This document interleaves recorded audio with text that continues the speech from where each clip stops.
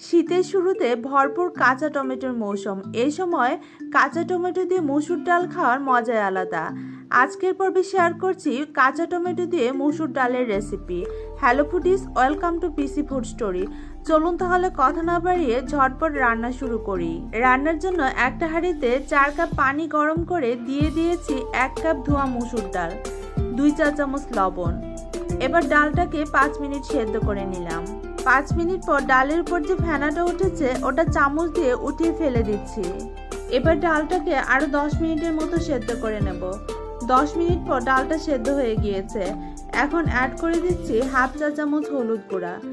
তারপর একটা ঘুটনির সাহায্যে ডালটাকে ভালো করে ঘুটে নিচ্ছি। ঘোটা হয়ে গিয়েছে। এখন এর মধ্যে অ্যাড করে দেব আস্ত রসুন কুচি। এখানে আমি দেশি অনেকগুলো রসুনের কোয়া ব্যবহার করেছি, কিছু ফালি করা কাঁচামরিচ আর 4-5টি কাঁচা টমেটো, আর টমেটোগুলো লম্বা লম্বা করে ফালি করে নিয়েছি। এবার হাই হিটে আরো 7-8 মিনিট রান্না করে নেব। টমেটোগুলো সেদ্ধ হওয়া পর্যন্ত অপেক্ষা করব। টমেটোগুলো সেদ্ধ হয়ে গিয়েছে। এবার ডালটা বাগার দেওয়ার জন্য অন্য আরেকটা কড়াইয়ে দিয়ে দিলাম 2 টেবিল চামচ সয়াবিন তেল। তারপর দিয়েছি 4টি শুকনা মরিচ।